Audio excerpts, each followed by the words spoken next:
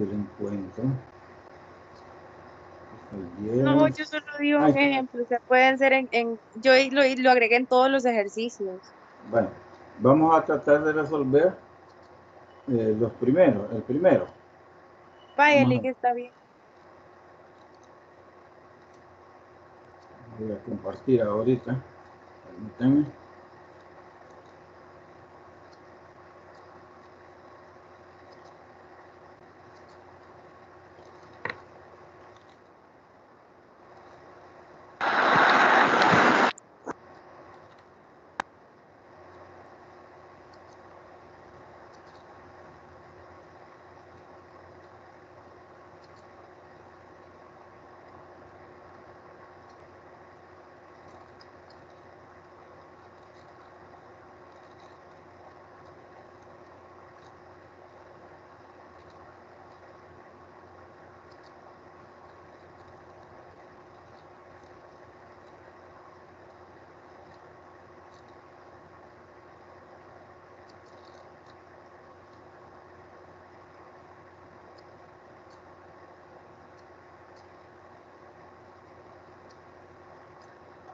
A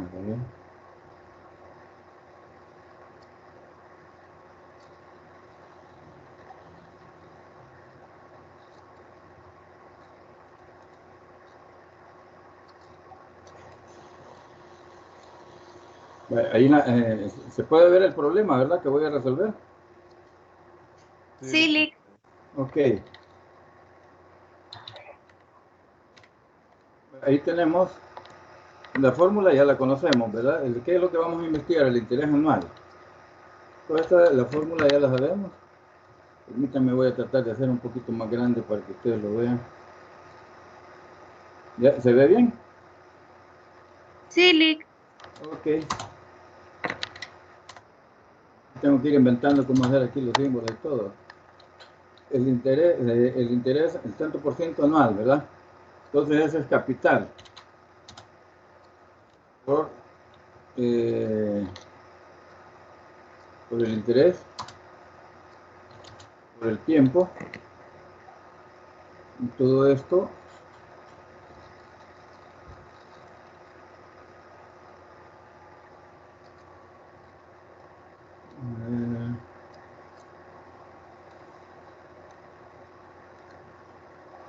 tiene que ser un poquito.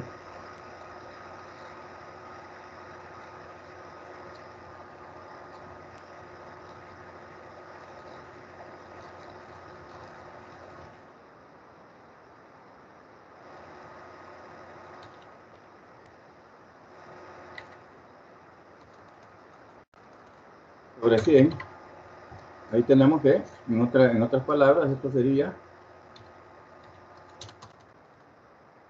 igual capital es 25.000 por el tanto por ciento que es 8% por el tiempo, que Vaya, son Lick, 7 ahí es años. donde yo tenía la duda, que yo le agregaba el por ciento a la par del 8. Entonces, es como que si hubiera multiplicado 0,08, pero no sé si es así. No, aquí está, aquí sí, lo que pasa es que es 8%, aquí está el 8%. No, por Acuérdense eso que entonces no se le agrega el porcentaje. no es el porcentaje, es el por ciento. No, por eso me refiero a que lo que yo tenía era 25.000 por 8% y sí lo agregaba, ese signo se lo agregaba en la calculadora por 7/100. Entonces a mí la respuesta de eso me daba 140, pero no es así, ¿verdad? O sea, porque no se le agrega el porcentaje, el por No, ciento. no, aquí está, miren, hagan eso. ¿Por qué es que se divide entre 100? Yo lo expliqué la vez pasada. Lick se divide entre 100 para sacar el 0,08. Para Entonces sacar el aquí se 0.08. omite dividirlo entre 100. Solo se multiplica 25.000 por 0,08 por 7. Correcto, esa es otra forma y es correcto, ¿verdad? O sea, Ah, ya entendí. la otra, Entonces, ajá, esa era mi duda, Lick. Entonces la respuesta a ese problema serían 14.000. Aquí sería, esa es otra manera, 25.000 por 0.08%. por 7, así es. Y ahí va a dar de una vez la solución. ¿Por qué? Porque Ok, ya, Lick, muchas gracias. porque Ese era esto mi se duda. llama 8%, o sea, significa 8 por cada 100. Por eso se habla de por ciento, porque es el número, el porcentaje dividido entre 100 para volverlo por ciento, ¿verdad? Por cada 100. Entonces, eso, por ejemplo, les da 25.000 por 0.08 por 7, da $14.000, exacto. Sí, $14.000. Ajá. Esto es igual a $14.000. Gracias, Lick. ¿Hay alguien más que tenga otra duda?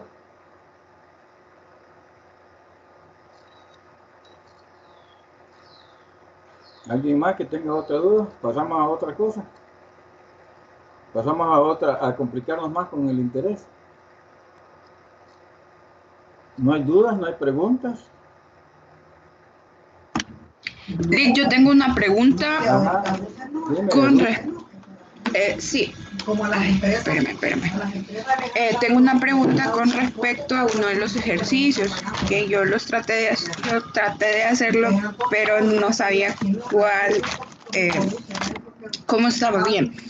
Es el ejercicio número 7, que era de sacar la tasa de interés. No sé si Ok. me podría ayudar a resolverlo. Claro, con todo gusto, ahorita. Gracias, Lick.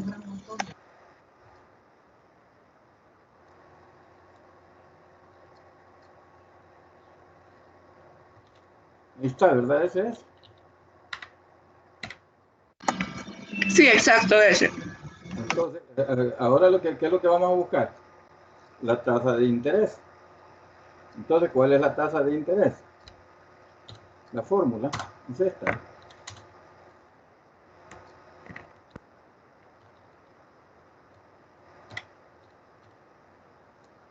Interés por 100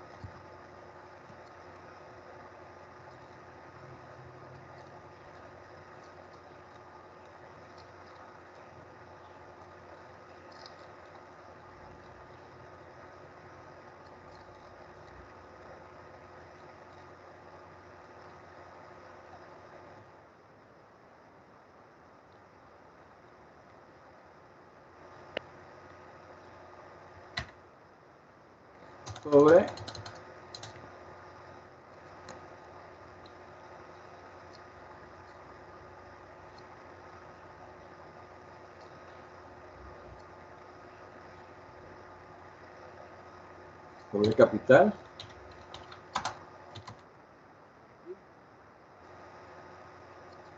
Como aquí no tenemos tasa de interés, sino que es la que vamos a investigar, entonces no podemos más que hacer con los números tal como están, sin variarlos. Entonces, ¿cuánto es el interés? 2.625 por 100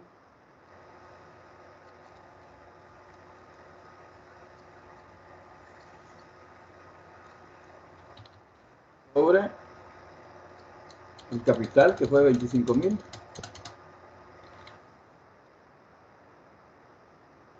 por el tiempo, que fue 9 meses.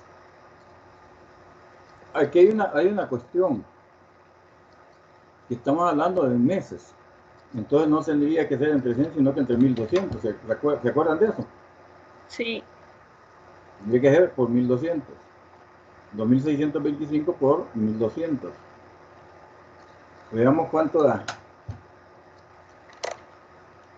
2.625 por 1.200 es igual a 3.150.000. Por favor, vayamos haciendo simultáneo, porque si me equivoco, ustedes me corrigen. 3.150.000. Esto sobre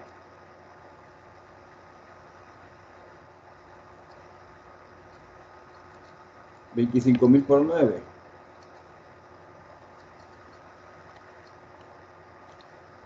es igual a 225.000. Sí, Lick. Y por supuesto que esto va a ser igual A 14. vamos a ver, 14% da Lick. 3.150.000 entre 225.000. ¿Es correcto el 14%? No sé si hay alguna duda ahora. No, Lick, ya no, es que en eso estaba con la duda de que si ahí siempre lo iba a multiplicar por 100 o por 1200, porque lo había hecho de las dos formas, pero estaba con esa duda de cuál era la correcta. Acuérdense de algo, que cuando estamos hablando que el cálculo se va a hacer en meses, multiplicamos 12 por 100, o sea, 1200. En este caso aquí, como fíjense que el interés está calculado, tiene que calcularse a 9 meses. O sea que como no es a un año, no podemos usar el 100, sino que sería 100 por 12 meses. Y eso es lo que nos hace los 1200. ¿Está bien? Sí, Lick, muchas gracias. ¿Alguna otra duda? Aprovechemos que estoy de buenas para sacarle las dudas, ¿verdad? Yo Ajá. tengo una preguntita. Sí, dime. Entonces, el 100 siempre se va a estar multiplicando, ya sea por 12, por 30, por 360, sin importar la incógnita que estemos buscando, ya sea la del interés, la del tiempo, la del capital. Ojo y cuidado con eso. Marlene, se va a multiplicar. Vamos a usar 100 cuando es a un año, ¿verdad? 1200 No, o sea, mi pregunta cuando es a un es, año o más, cuando el cálculo es en años. Es por 100. sí, eso sí, o sea, mi pregunta es que si estoy buscando la incógnita si he despejado la incógnita del interés, siempre lo voy a estar multiplicando dependiendo del interés que me estén preguntando, ya sea por 12, por 100 sí, o por 360, pero no importa cuál sea la variable que yo estoy buscando, ya sea la del tiempo, si me preguntan el tiempo en meses, en días o en años, siempre correcto. ese 100 lo voy a estar multiplicando, no va a ser solamente para la de interés, sino que para cualquier incógnita. Para cualquier incógnita, siempre y cuando, por eso repito, si es la tasa de interés, ya lo acabamos de hacer, que se multiplica 100 por 1200, pero ¿por qué? Porque el cálculo lo estaban pidiendo en meses, ¿verdad? O sea, 100 por 12. Si hubiera sido en días, imagínate que fuera por 88 días, entonces ahí sería 100 por 360 días, ¿ya? Eso sí, solamente que yo estaba confundida pensando de que el 100 se iba a multiplicar nada más en la fórmula del interés, no sabía que también en la del porcentaje O o el sea, si tiempo. tú vas a buscar el interés, ya lo acabamos de ver, ¿verdad? Sí, Que se señor. multiplica por el número de meses porque el dato lo piden en meses. Si vamos a buscar el interés ganado, también va a ser multiplicado por 12 si fuera pedido en meses, ¿verdad? Si fuera en años, entonces sería 100 por 360. Si vamos a buscar el tiempo, igualito, ¿verdad? Si el tiempo nos lo están pidiendo en meses, ¿verdad? Entonces tendría que multiplicarse por 12. Y si fuera en días, que nos están pidiendo el tiempo, entonces sería por 365 días.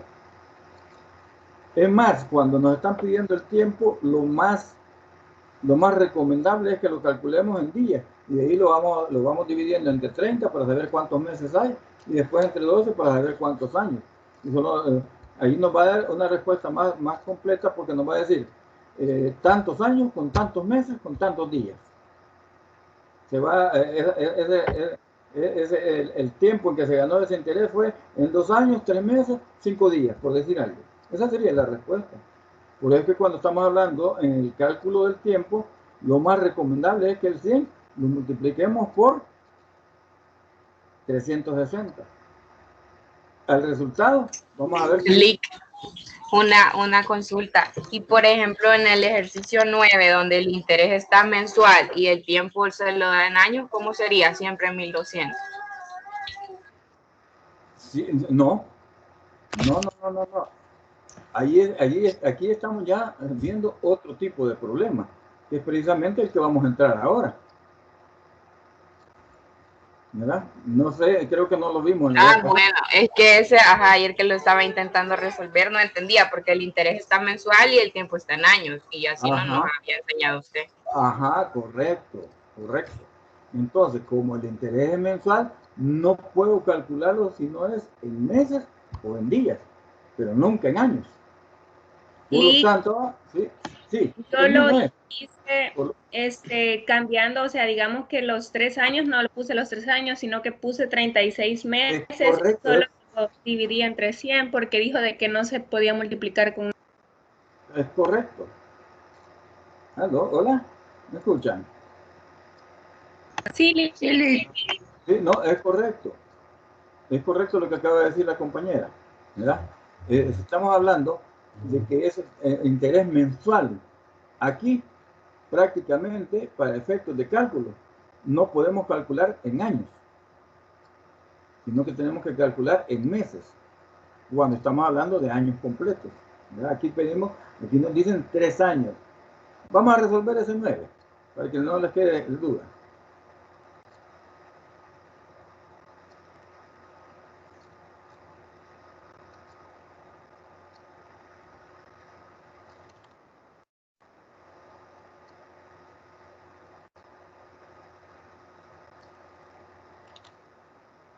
Aquí los tengo a la mano para que ustedes saquen todas las dudas que quieran. Entonces, ¿cuál es la pregunta es el interés, ¿verdad? La fórmula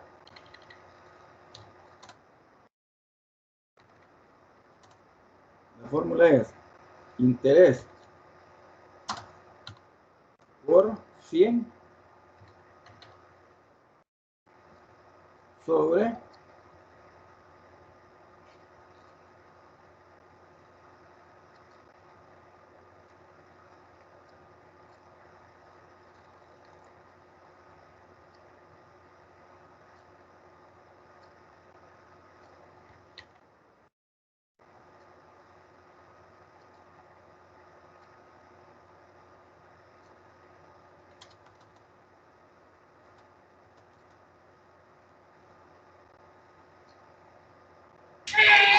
Lick, pero no sería encontrar el interés, porque la tasa de interés ya nos la da, que es el 5%. No, correcto. 5%, entonces no, no, aquí sería, es al revés, aquí. Interés. Entonces esto está malo. Es aquí esto. Capital.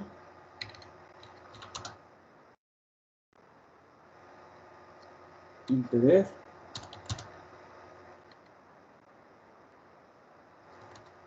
Por tiempo. Sobre 100.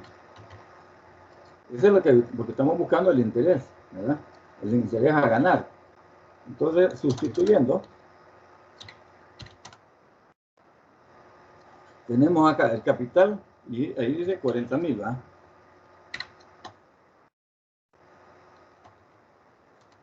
Por el rédito, o sea, la tasa de interés, que es 5% mensual. Ojo, 5% mensual. Por el tiempo.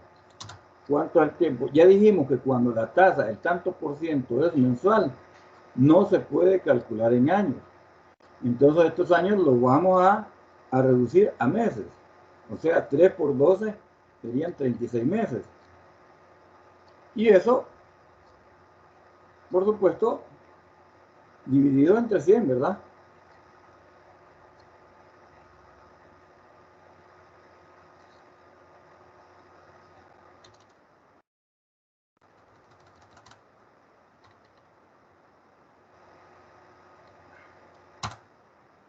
No sé si tienen duda ahí ahorita, mientras yo hago el cálculo.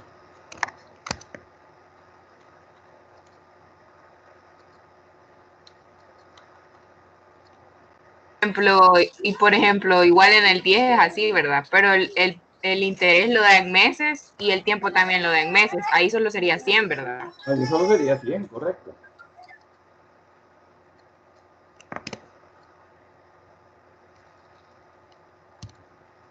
O sea que el interés es de $72,000, ¿verdad? No sé si eso les dio. Sí, Lick, esa es la respuesta. Sí, Lick, exactamente así. Es por eso, porque como digo, como estamos hablando de interés mensual, no podemos mezclarlo con años, sino que sí podemos mezclarlo con días o con meses, pero no con años. Pero el tiempo no lo están dando en años. Entonces, como no podemos calcular en años, tenemos que reducirlo a meses. Sería 3 por 12 meses que tiene cada año, serían 36 meses en total. ¿Quieren que haga el 10 también?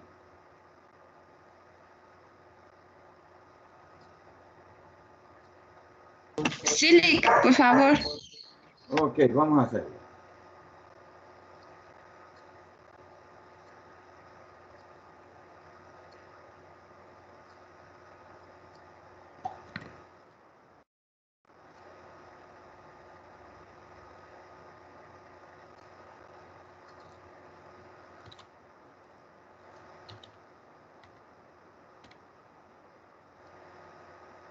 Ahora, ¿qué es lo que vamos a investigar? Vamos a investigar el capital. La fórmula del capital, ¿cuál es? A ver quién recuerda.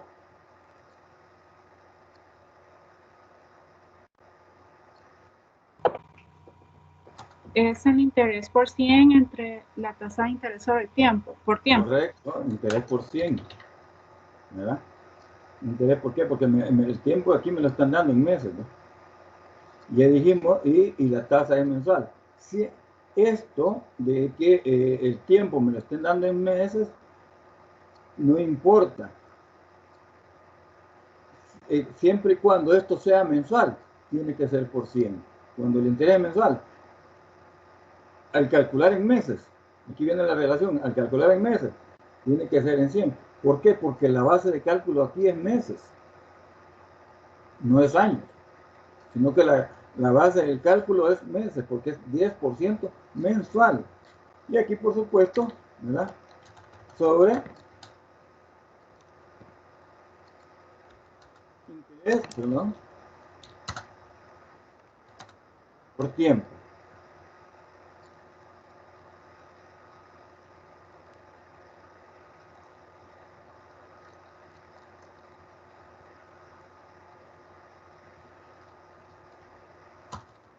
¿Cuál es igual? ¿Cuánto es el interés que hemos ganado? 16,000 por 100.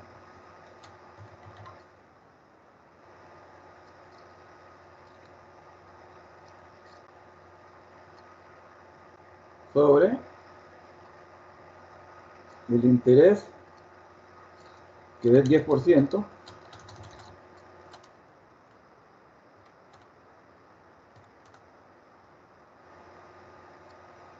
por el tiempo, que son 14 meses. Hagámoslo a ver cuánto da el resultado.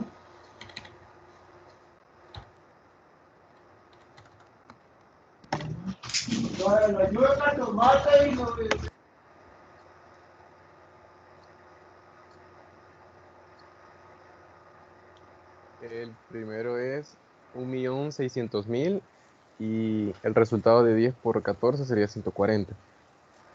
Correcto.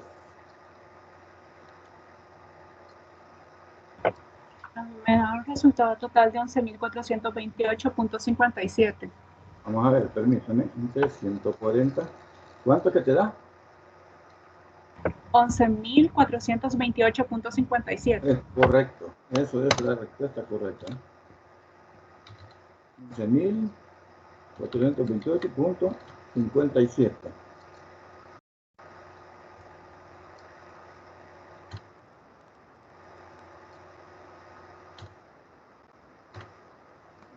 ¿Alguna duda, alguna pregunta? ¿Ahí?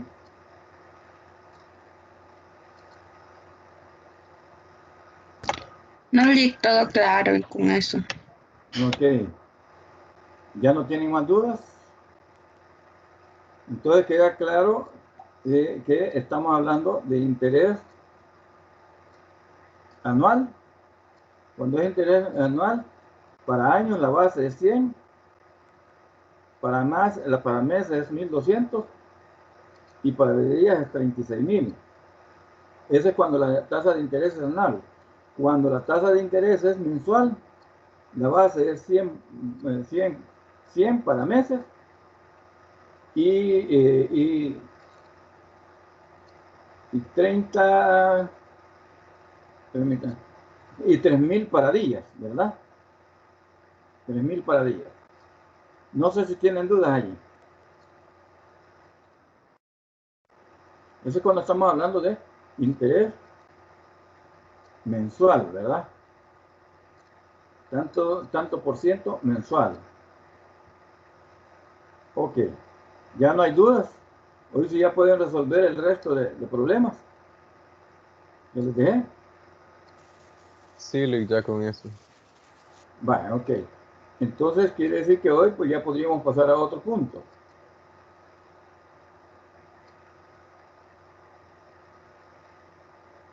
Vean, en cuanto a la tasa de, cuando estamos hablando del interés compuesto, eso es bien raro que les tengan a ustedes que hacer el cálculo para hacerlo en un tanto por ciento mensual o un tanto por ciento anual, ¿verdad?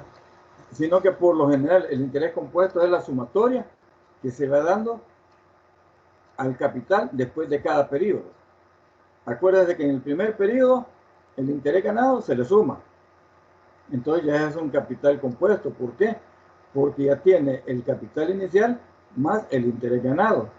Entonces ahí se convierte en un nuevo capital.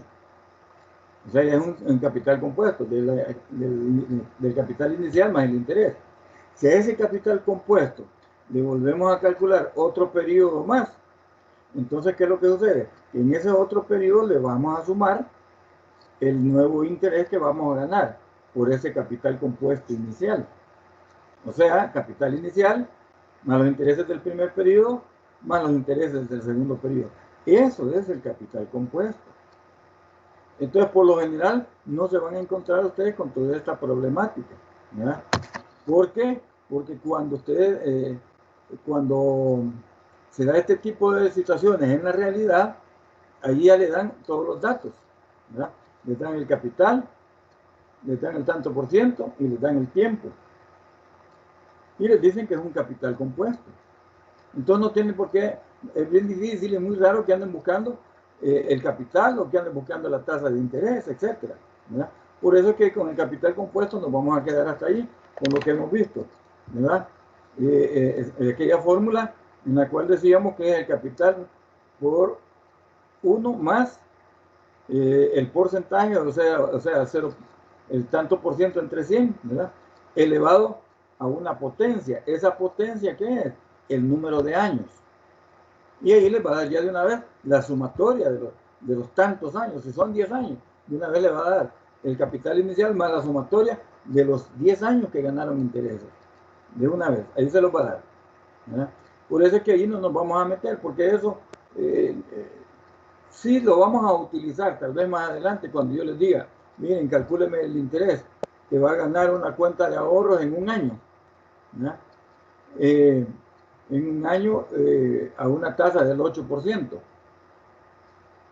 o del 4%, del 3%, del 2%, que es más o menos la tasa máxima que se está pagando por una cuenta de ahorro, del 2%. Entonces, ¿qué es lo que van a hacer? Como son 3 trimestres, ahí sí van a utilizar el interés compuesto. Si es que no quieren ir calculando interés por trimestre por trimestre. ¿Por qué? Porque los bancos están obligados que al final de cada trimestre tienen que abonar los intereses ganados en ese trimestre. O sea que en marzo abonan los intereses ganados de enero, del 1 de enero al 31 de marzo. Del 1 de abril al 30 de junio, ahí van a acumular los intereses ganados durante ese periodo, o sea, del 1 de abril al 30 de junio. Y luego van los intereses del 1 de julio al 30 de septiembre. y después del 1 de octubre al 31 de diciembre. O sea que los intereses del banco se los va a acumular el 31 de marzo, el 30 de junio, el 30 de septiembre y el 31 de diciembre. Si ustedes quieren calcular sin mover el capital inicial, oígase bien, sin mover el capital inicial, ustedes pueden hacer el cálculo de todo el año. Calculándolo a 4 periodos, ¿verdad? Calculándolo a 4 periodos. ¿Cuáles son los periodos? Los 4 trimestres del año. No sé si me he explicado. ¿Estamos? Sí, licenciado. No hay más dudas, no hay más preguntas. Vamos a ver aquí en la presentación si hay algo que se me haya quedado. La presentación ya la habíamos terminado, ¿verdad? Habíamos visto ya hasta el valor del dinero presente y el valor del dinero futuro. Ok, vamos a iniciar hoy entonces un nuevo tema.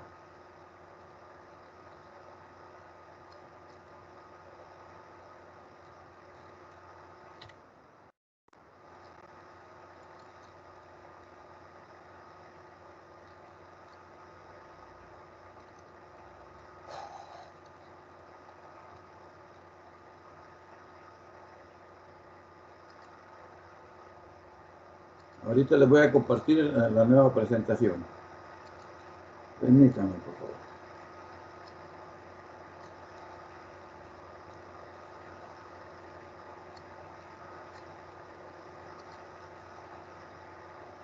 El sistema tributario. Acuérdense que para el caso de ustedes, el examen entra hasta el tanto por ciento anual.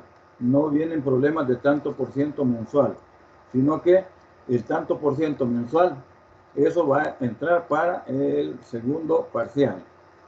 Bien, ¿están viendo la presentación del sistema tributario, que es el mes? ¿Sí?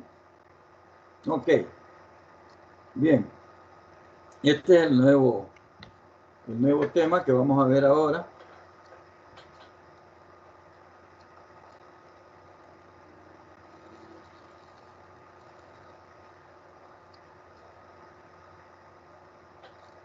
¿Se ve bien?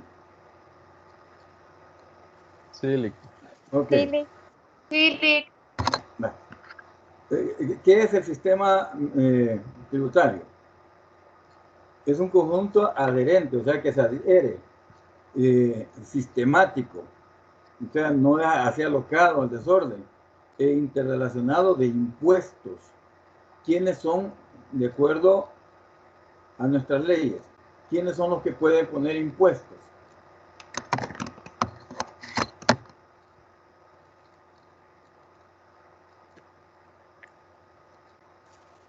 El Ministerio de Hacienda. El Ministerio de Hacienda, pero tiene que ser aprobado por la Asamblea Legislativa. por la Asamblea Legislativa. O sea, que no es porque al señor ministro de Hacienda se le ocurra poner un nuevo impuesto, a cobrarlo, ¿verdad? No. Eso tiene, acá en nuestro país tiene que ser autorizado o aprobado por el Ministerio de Hacienda.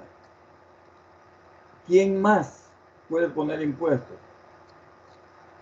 Las alcaldías municipales. Ellos tienen tasas. A no ser que el Ministerio de Hacienda les apruebe un impuesto. Pero de lo contrario, las alcaldías lo que tienen son tasas. El comieco, Lic. ¿Cómo? El comieco ¿Qué es eso, hija? es, lo estamos viendo en legislación aduanera, Ajá. que ellos se encargan de poner si no me equivoco, si no, pues me corrige, se encargan de poner los impuestos aduaneros en Centroamérica. Ah, bien. Sí, pero aunque sean impuestos aduaneros de Centroamérica, tienen que ser aprobados por la Asamblea Legislativa. Acuérdense En el de caso algo. de Comieco, caso de Comieco no, porque ya se le ha facultado a través de un protocolo, digamos, ese poder para poder aprobar en el tema arancelario sin necesidad que pase a ratificación de la Asamblea. Es la única excepción que hay a nivel regional en el caso del Consejo de Ministros de la Integración Económica. Ah, sí, pero bueno, ahí sí, yo no soy abogado, ¿verdad? Y ustedes lo saben. Ahí sí me ganan ustedes me están enseñando a mí. Yo tenía entendido de que para que haya todo el impuesto tiene que ser, si es un impuesto que viene del exterior para ser aplicado acá en nuestro país, tiene que ser ratificado por la Asamblea Legislativa. No sé si lo mismo sucede con eso que dicen ustedes de los aranceles centroamericanos, que son aprobados por la instancia legislativa centroamericana, pero me imagino, pero ahí ustedes me van a enseñar de que tiene que ser, esos impuestos tienen que ser ratificados por la Asamblea y por el acuerdo anterior en el cual ya la Asamblea aceptó ese acuerdo, entonces estaría obligado a ratificar ese impuesto. No sé si me equivoco. No, de hecho tiene un tratado originario. Bueno, que hable mi compañero, perdón. Gracias, Alex. Desde que se aprobó el protocolo para el Comieco, ya desde ese momento se dio la facultad para que crearan los impuestos, los aranceles, sin necesidad de que la Asamblea los aprobara. No, yo me refiero no a que los apruebe, sino a que los ratifique. Exacto, a que los ratifique. Sin necesidad de que los ratifique, ya lo pueden aprobar. Exacto. Así es. Excelente. Así es. Excelente, gracias. Les agradezco, pues, porque esa parte, como digo, yo no soy abogado, ¿verdad? Yo veo el tema tributario como, no como una parte de legislación, sino más bien como una aplicación en el ámbito financiero. Y, lógicamente, el financista debe de conocer lo que ustedes están mencionando, en tanto que sabe de que por anticipado qué impuestos le van a cargar a X productos para poder él hacer su planificación financiera. Acuérdense lo que dijimos en días anteriores, cómo va adquiriendo valor las cosas en el tiempo. En primer lugar, el trabajo que se incorpora a los productos. En segundo lugar, la utilidad que quiere obtener el fabricante. En tercer lugar, a la hora de la venta le va a incorporar el IVA. Y además de eso, le vas a incorporar también la renta que el fabricante tiene que pagar sobre la utilidad que está obteniendo. Se lo vende a un distribuidor mayorista. El distribuidor mayorista hace exactamente lo mismo. Al valor de costo, o sea, lo que le costó esa mercadería, le va a agregar su utilidad y el impuesto de renta y el impuesto de IVA.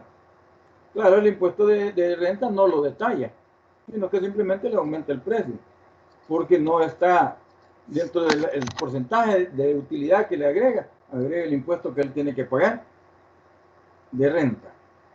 Y así se lo vende al distribuidor minorista, y el minorista hace exactamente lo mismo. Le agrega la utilidad que va al precio de compra, le agrega la utilidad que va a querer, más el impuesto. En esa utilidad le incluye el impuesto que va a tener que pagar, impuesto de renta, por esa utilidad que está obteniendo, y el valor agregado, o sea, el valor del IVA. Y así se lo vende al consumidor final. Y el consumidor final, ¿a quién le agrega el impuesto o la ganancia o la utilidad? A nadie. Entonces los consumidores finales somos los que pagamos esos impuestos. Eso que estoy hablando, estamos hablando que fíjense que es adherente el sistema tributario, o sea que se adhiere a toda actividad económica. Es sistemático, porque no es a lo loco, sino que hay reglas o leyes específicas y es interrelacionado de impuestos, tasas y contribuciones especiales. Las alcaldías tienen impuestos, pero estos tienen que ser aprobados por la Asamblea Legislativa. Lo que ellos puedan aprobar son tasas y contribuciones especiales. Y las entidades autónomas que también pueden en un momento dado poner contribuciones especiales, como por ejemplo la CAE, ¿verdad? Que ahí les cobran por el servicio de alumbrado eléctrico, no solo les cobran por el uso de la energía eléctrica, sino que por el uso de postes, por el uso de, etcétera. Ahí les agregan un montón, ¿verdad? Esto, ¿con qué objeto? Con los impuestos del sistema tributario, si lo vemos desde el punto de vista del gobierno, es para alcanzar los objetivos de la política fiscal.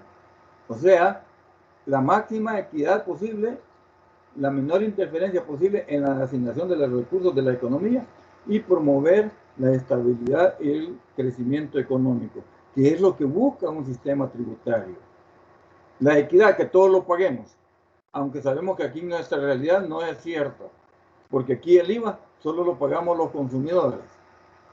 Y si son los productores que van a pagar IVA cuando lo van a comprar allá al mercado, sí van a pagar IVA, pero lo van a pagar por ese producto que están comprando, no por esa gran cantidad de productos que vendieron, ¿verdad? Entonces, en ese sentido, sí, todos pagamos, ¿verdad? Pero, como digo, ese IVA que él ya está pagando, ya lo cobró.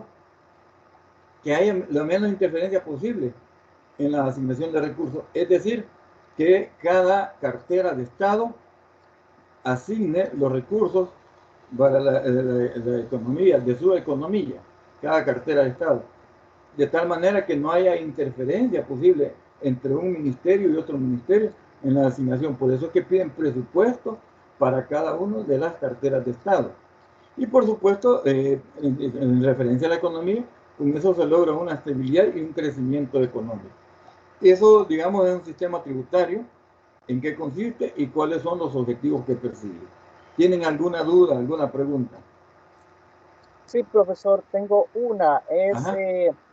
Si bien las alcaldías son tasas, digamos, y es en un ámbito local esa tasa que se aprueba, pero al final también lleva un objetivo, aunque es local, ¿verdad? Conseguir, digamos, digamos, el presupuesto pues, de la municipalidad y los proyectos y de desarrollo social pues se lleven a cabo. Eso no entra al sistema tributario, aunque sea local. No, cuando estamos hablando de tasas, no entra, sí entra al sistema tributario, ¿verdad? Pero no como impuesto. Sí conoce como tasa, aquí lo decimos, ¿ves? Perdón, aquí está donde le estoy señalando con el puntero, ¿ves? Impuestos, tasas y contribuciones especiales, por eso dije, tasas es de la alcaldía, por lo tanto entra en el sistema tributario. Y las contribuciones especiales que las hacen ciertas empresas autónomas, ¿verdad?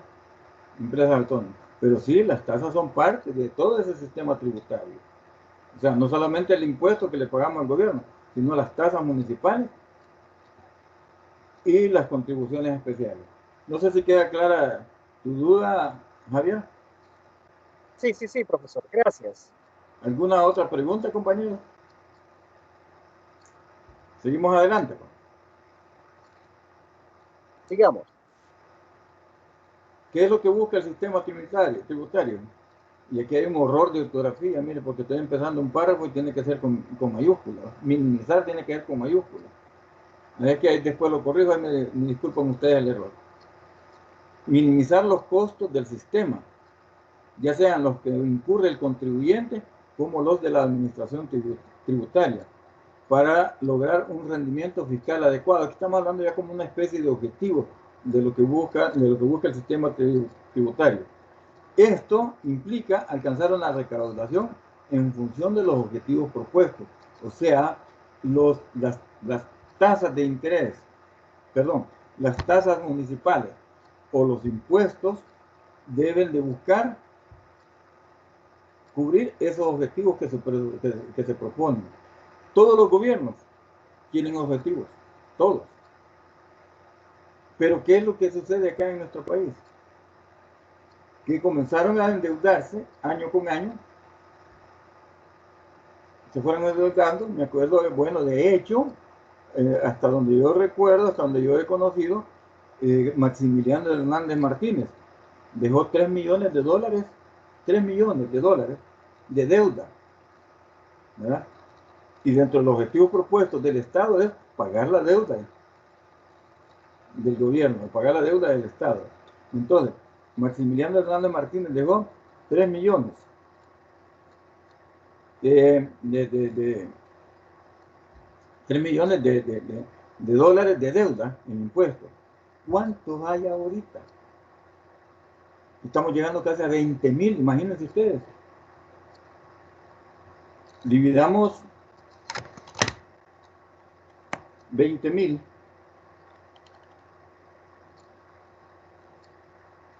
Perdón, 20 millones la cosa. Entre 3,000.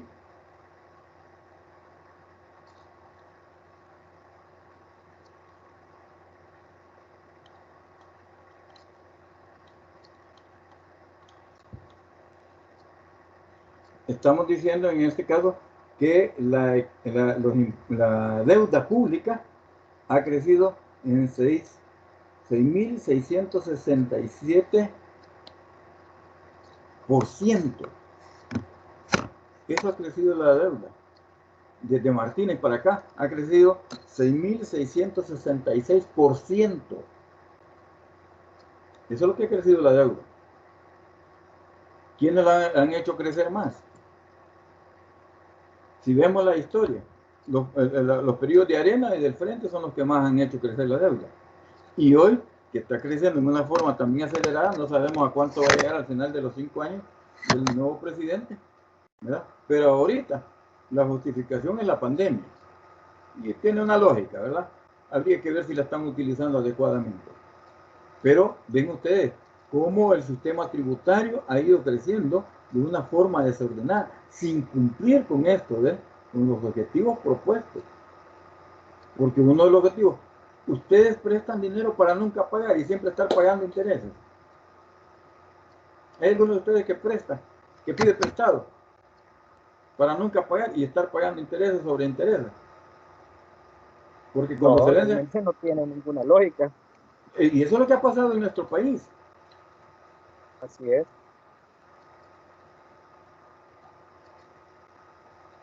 Permítanme que aquí, como que me veo un errorcillo.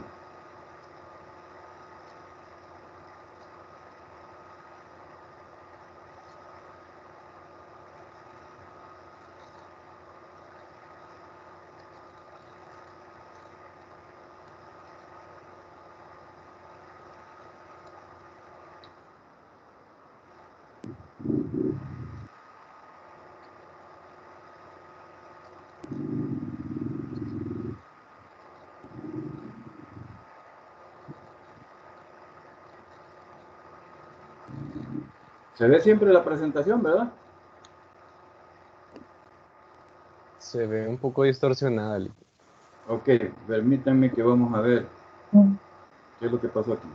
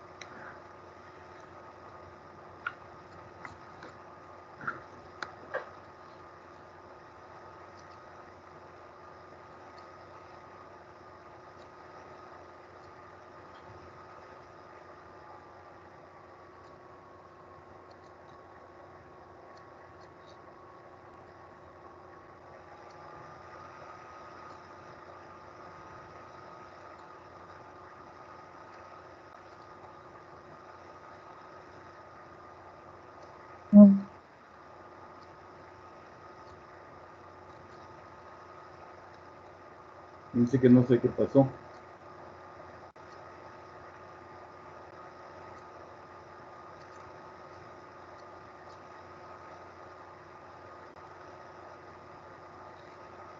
Lick, y si deja de compartir y luego vuelve a compartir para que se logre ver.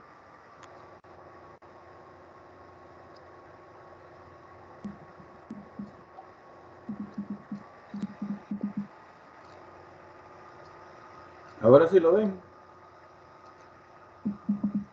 No, Lick, no, licenciado. Vamos a ver ahora.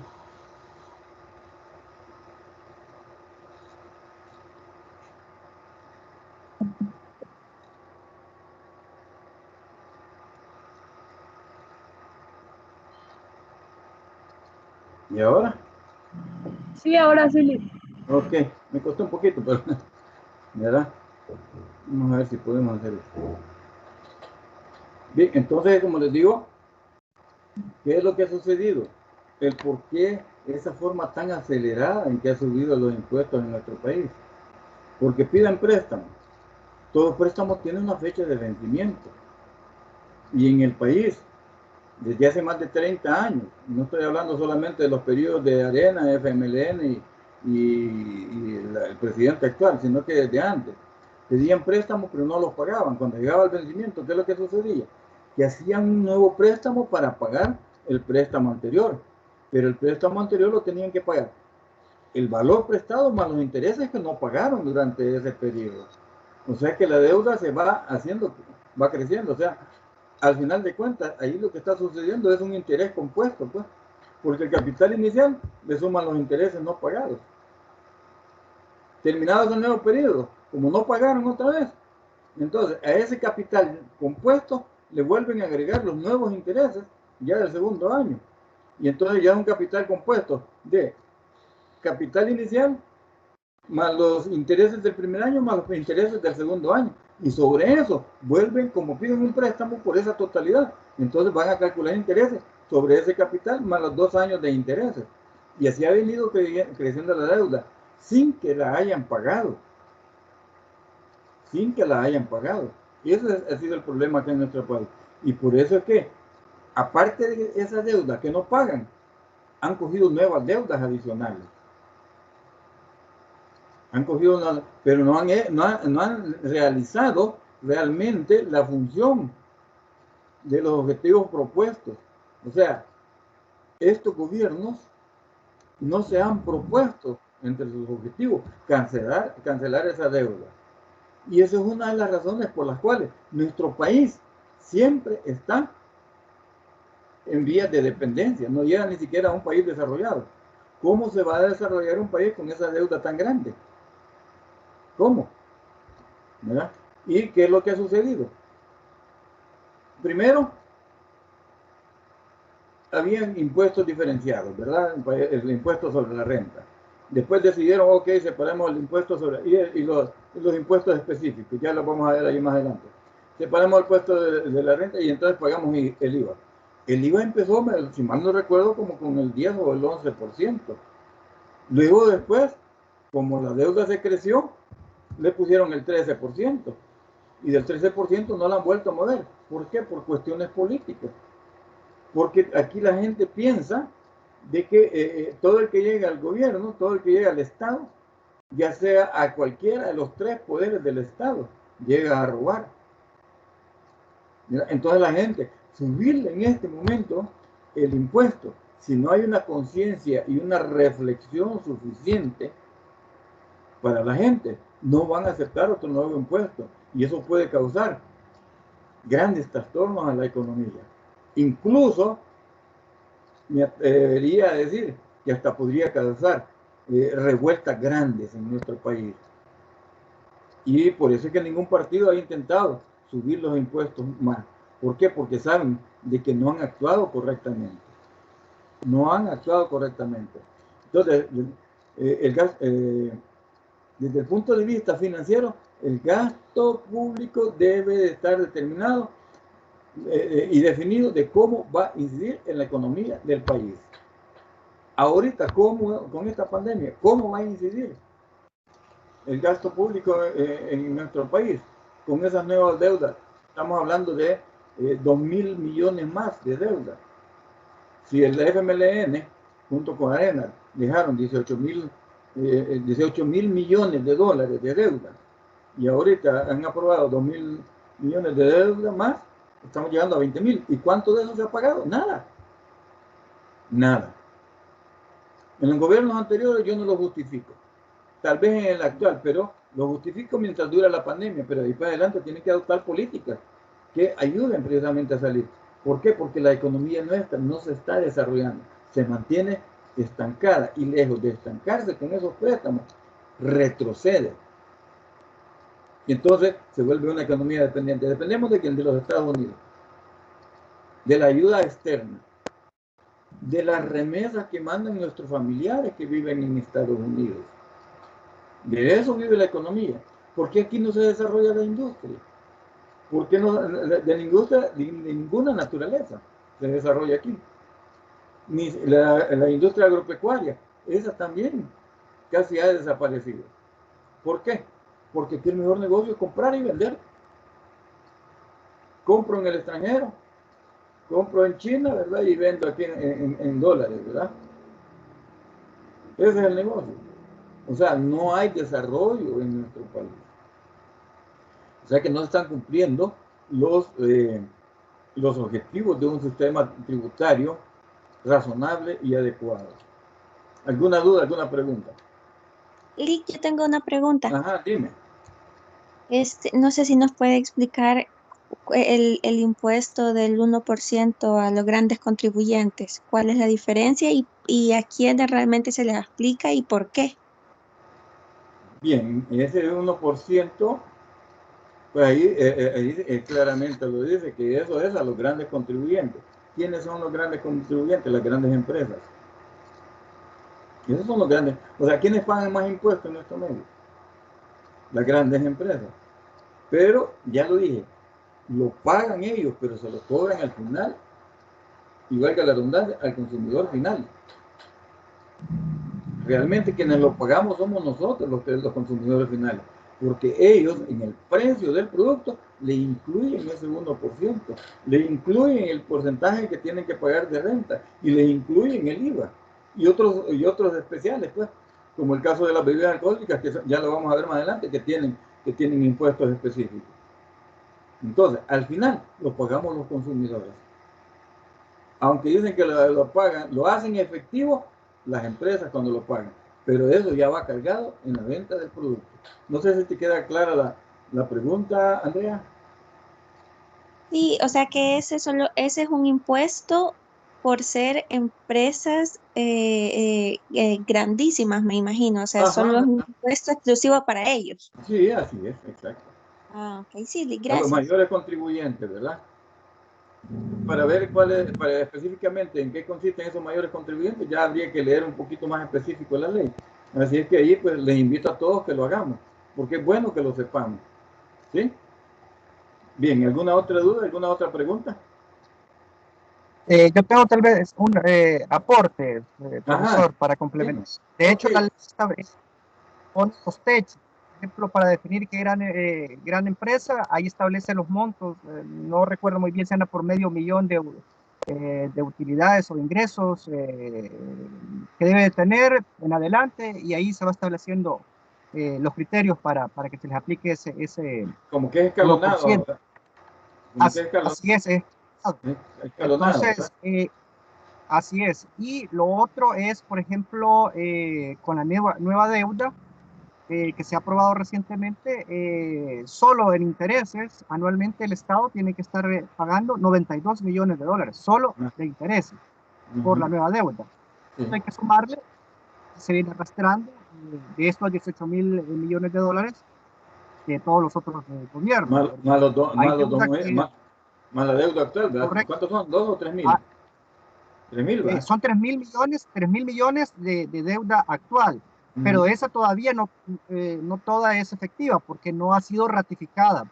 La deuda, para que todos entendamos, para que ya estos intereses sean efectivos, tiene que ratificarse por la Asamblea, y a partir de ahí es que comienzan a correr los intereses. Mientras se está negociando, todavía no forma parte digamos, de la deuda externa.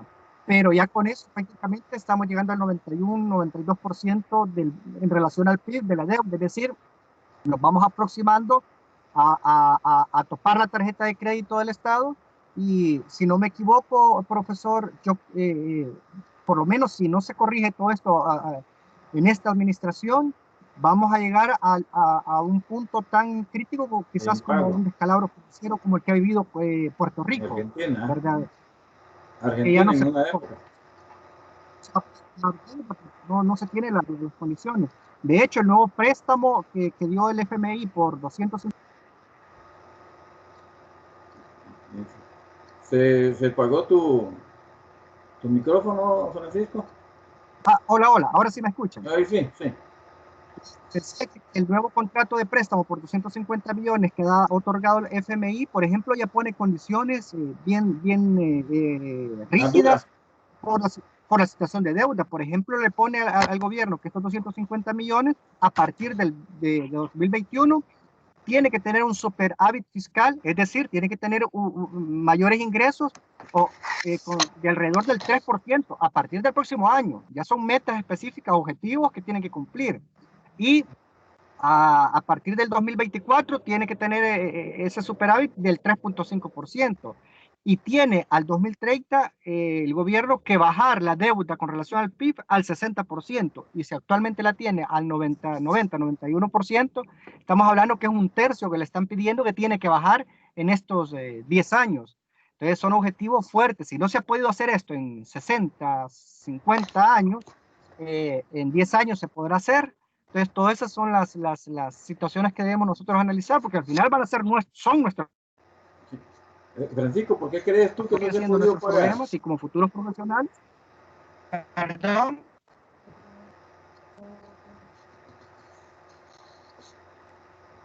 Sí. ¿No se te escucha, Francisco?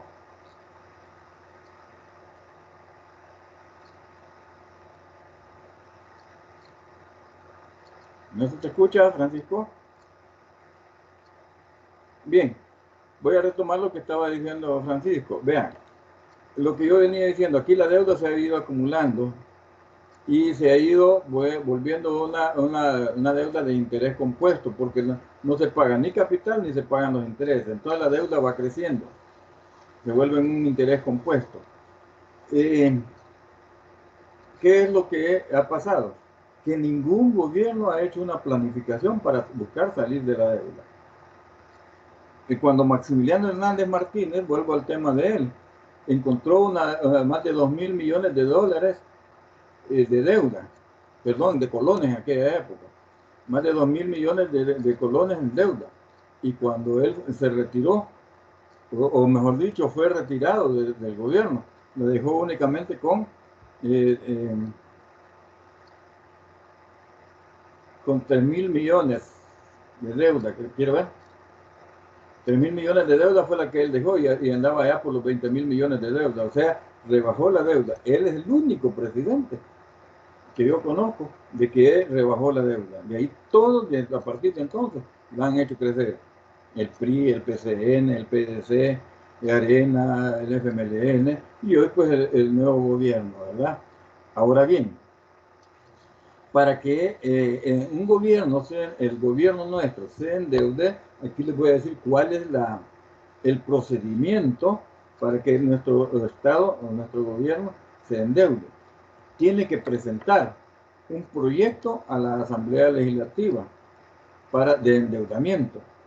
En la Asamblea Legislativa es analizado y ya analizado deciden si se aprueba o no se aprueba ese proyecto de incremento de deuda, como ha sucedido con estos $3.000, ¿verdad?, de deuda, que el presidente Nayib Bukele presentó a la Asamblea Legislativa ese proyecto de deuda por 3.000 para enfrentar la pandemia y otras cosas más, que no conozco a gran detalle las características para qué se iba a invertir eso, ¿verdad?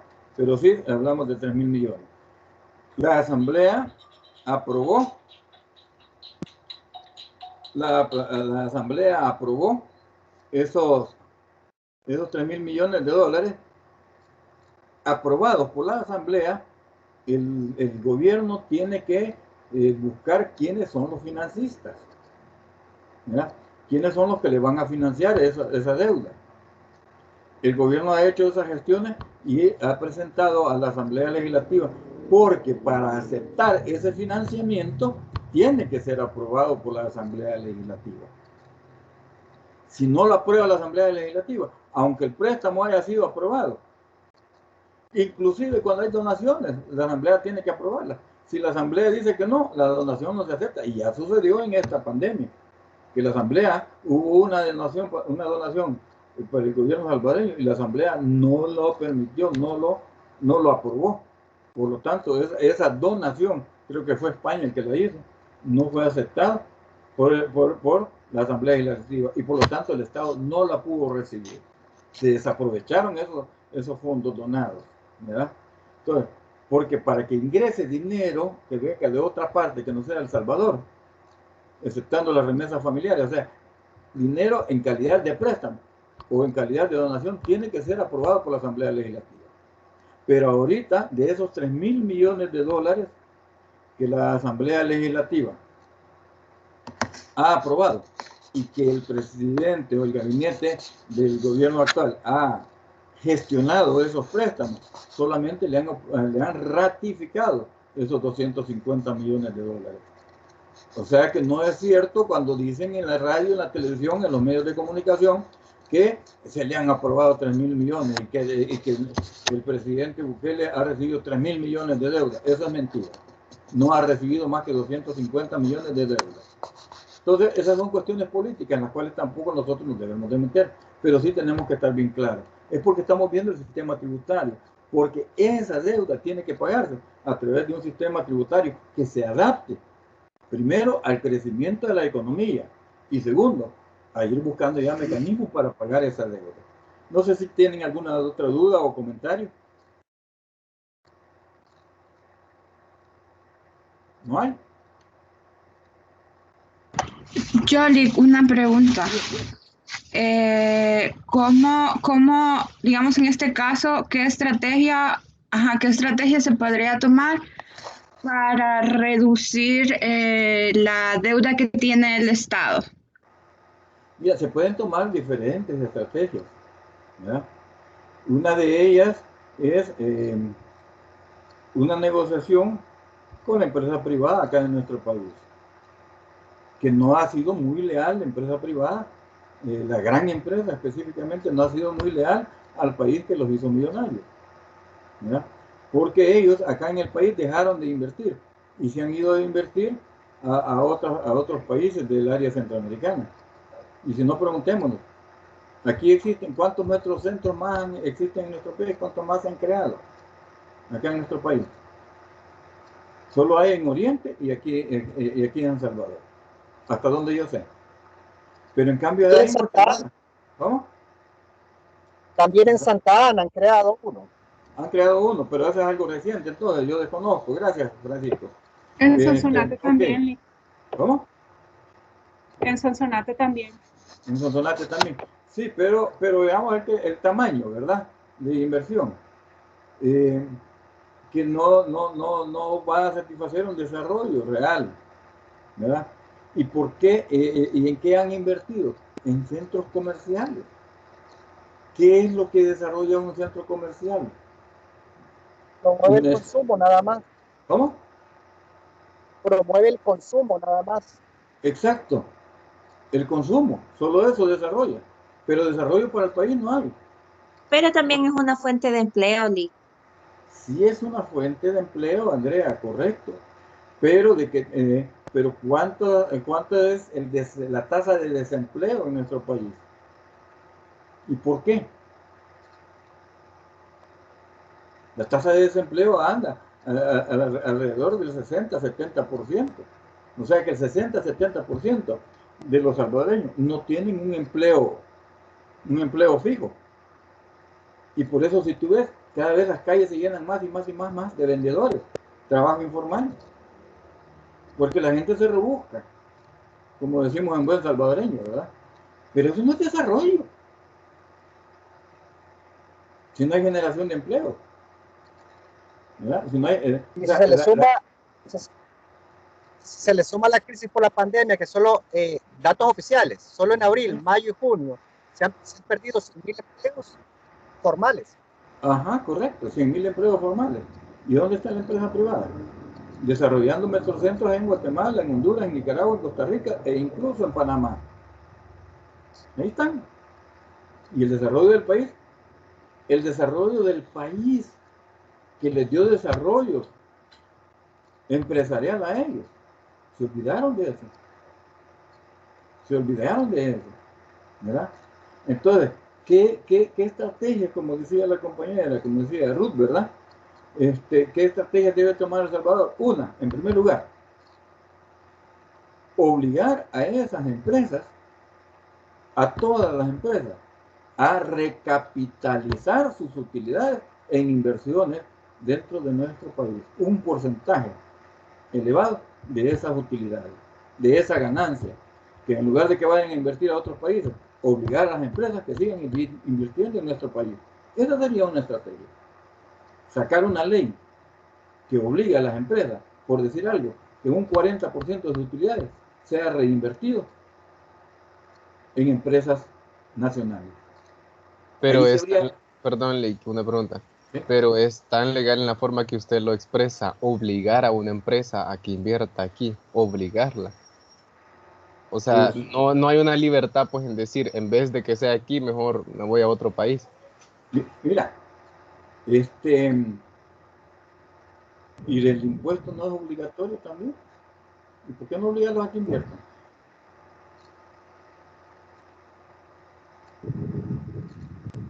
Profesor, creo que para que los compañeros puedan entender la magnitud de lo que usted está planteando, que me parece muy acertado, y eso sería, digamos, es algo utópico, pues, ¿verdad? Pero Sí, por supuesto. realmente eso sería una empresa comprometida. Y yo, en lo personal, que he tenido la oportunidad, por ejemplo, de ver el desarrollo empresarial en China y conocer cómo han logrado dar este avance, le puedo decir, sí es factible y sí es estratégico para poder salir adelante.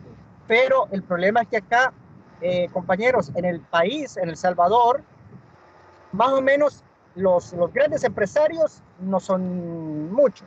Los millonarios acá en el país, y no es un tema acá que estamos viendo de clase, sino la injusticia, digamos, que hay en el aspecto tributario y de inversión.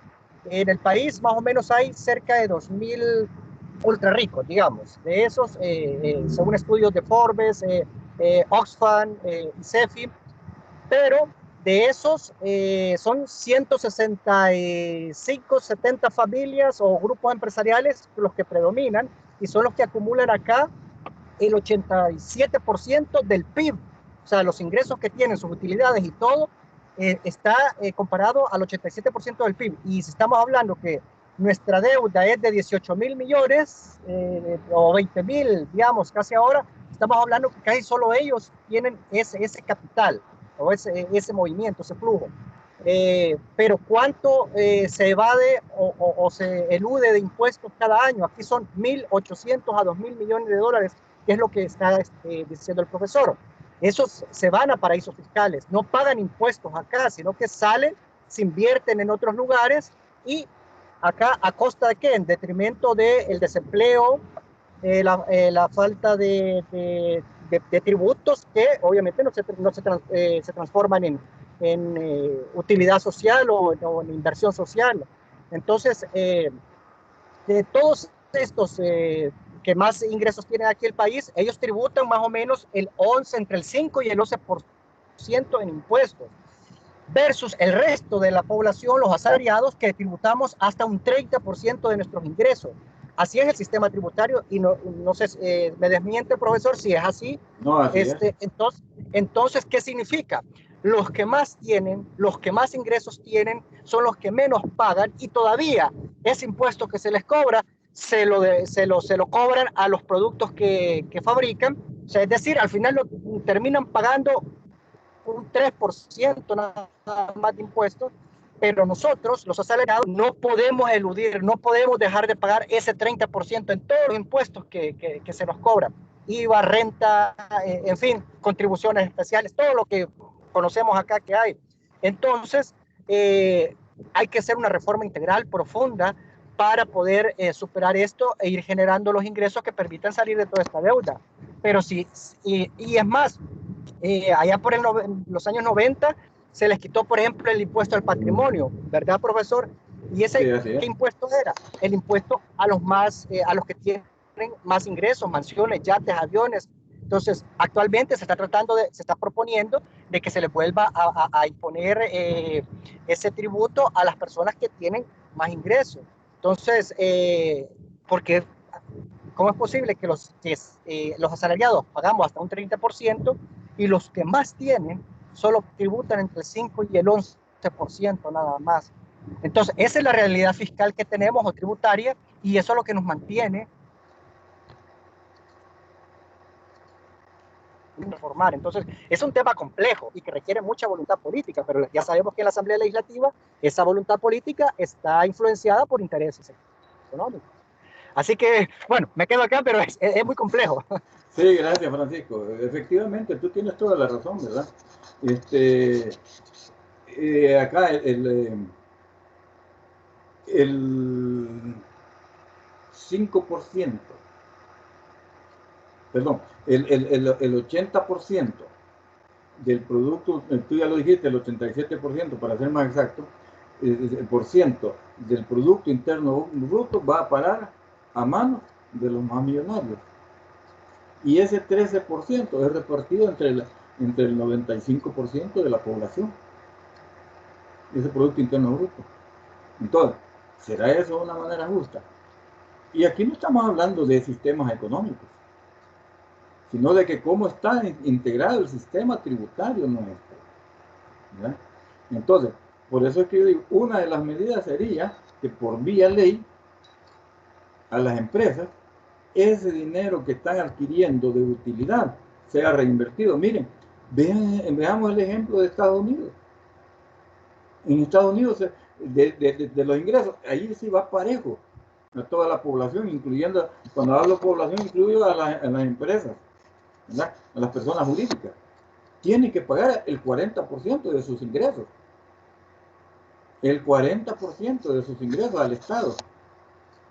Pero por eso, ¿cómo vemos nosotros ahí? ¿Cómo son los hospitales? ¿Verdad? ¿Cómo es la atención a un hospital? En un hospital de primera categoría. Y ese es en Estados Unidos, donde, digamos, donde están los mayores millonarios del mundo. Vayámonos a Suecia. En Suecia, allá, los mismos empresarios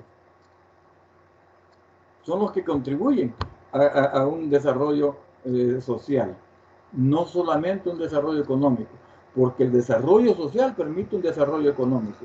Un país socialmente desarrollado se convierte en un país económicamente desarrollado. Y eso es lo que ha hecho Suecia. En Suecia es gratis la educación hasta el nivel de bachillerato, perdón, hasta el nivel de la universidad.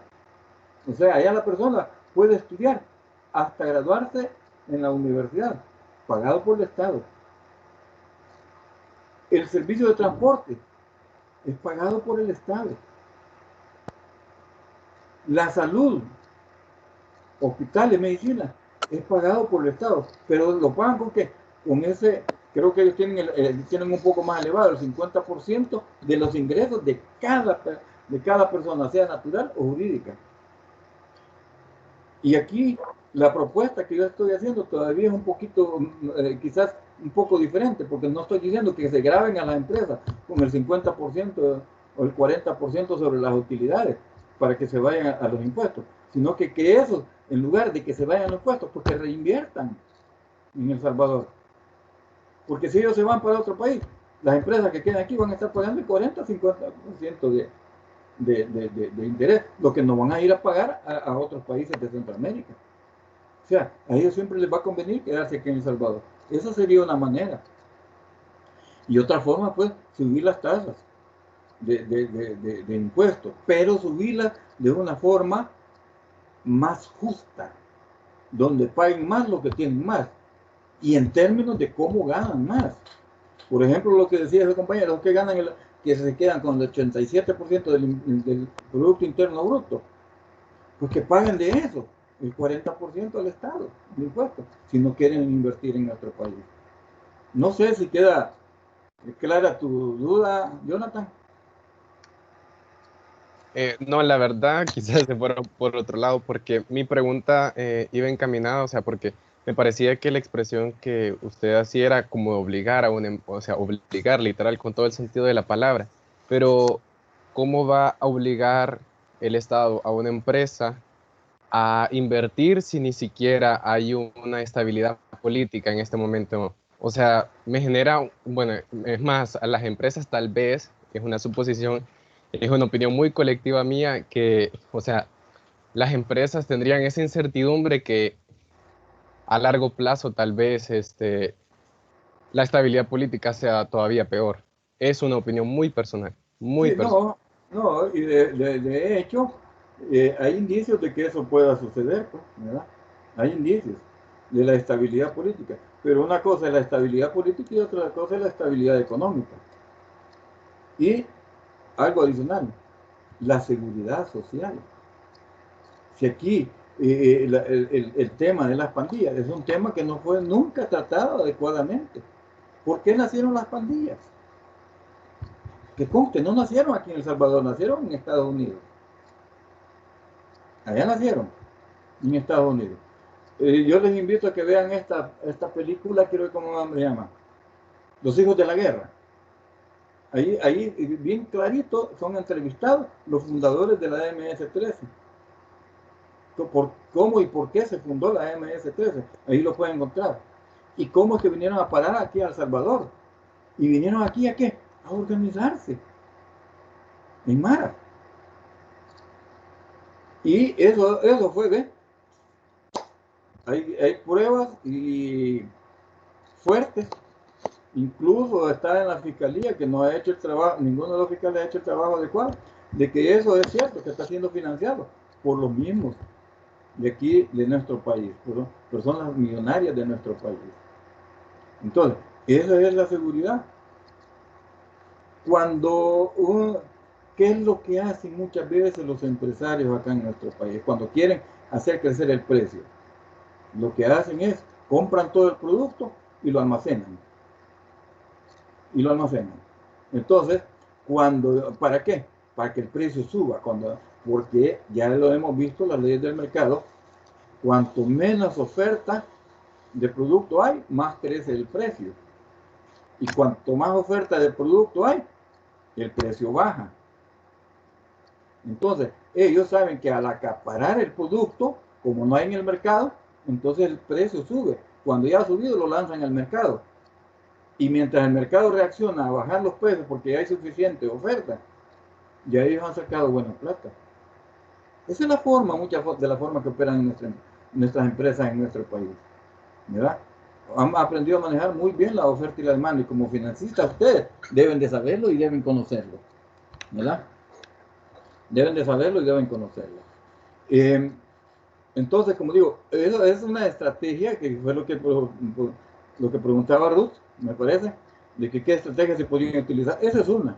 Otra es subir los impuestos, como digo, pero subírselos de una manera tal de que realmente paguen lo que ganan más. Paguen más lo que ganan más, en proporción a lo que ganan. En proporción, si yo pago de impuestos, por decir algo, $10, y solo estoy ganando 100, el que gana 1000, que pague 100. Yo solo pago 10 porque gano 100. El que gana 1000, que pague 100 porque gana 1000. O sea, gana 10 veces más, que pague 10 veces más. Eso debería ser la proporción del impuesto, pero aquí no es así la proporción. Bien, no sé si hay alguna duda, otra pregunta. Eso podrían ser algunas entre tantas, ¿verdad? Pero ya nos salimos bastante del tema. Vamos a la siguiente.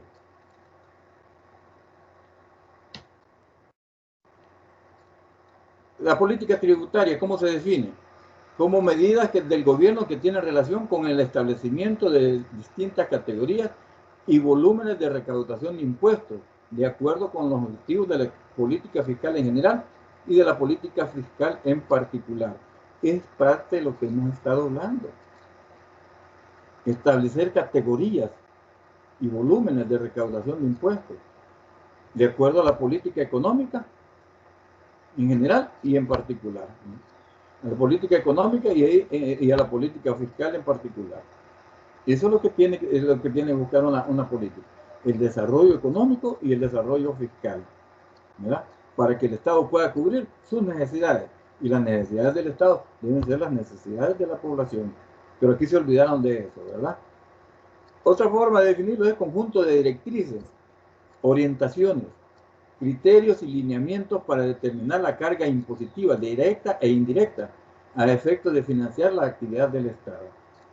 O sea, hacia dónde se dirige el Estado, hacia dónde se orienta y bajo qué criterios y lineamientos para lograr esa carga impositiva.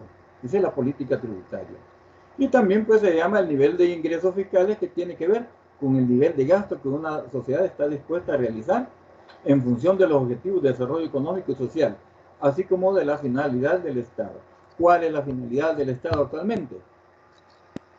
La principal, la prioritaria en este momento, enfrentar la pandemia. Enfrentar la pandemia. Pero por ese pleito político que existe, le han negado esos recursos que necesita el Estado salvadoreño a través del gobierno. Se los han negado. ¿Por qué?